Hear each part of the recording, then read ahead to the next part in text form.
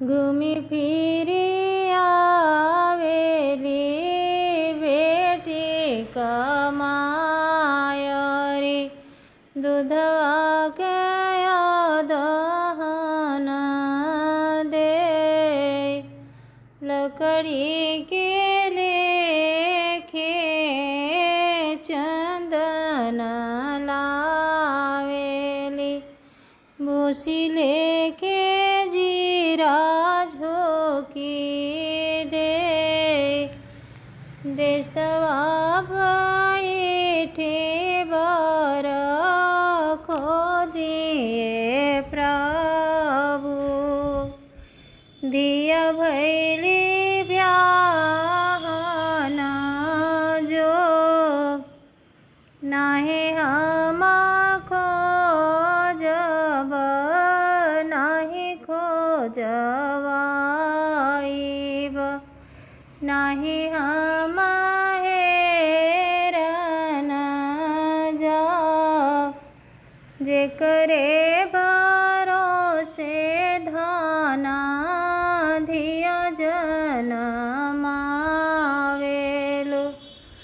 ओ बर खोजन जाय धनी तो ही ब्रह्मा हो धनी ये विधाता हो।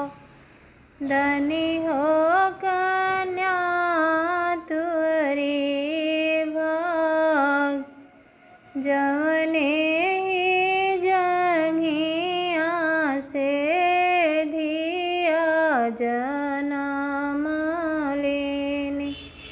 ते आजू देला जवाब परदा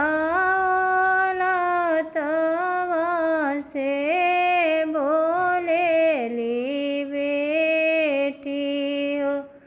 सुनी बाबा अरज हमार बिन दूधवा के बाबा जाऊरे ना होला हो।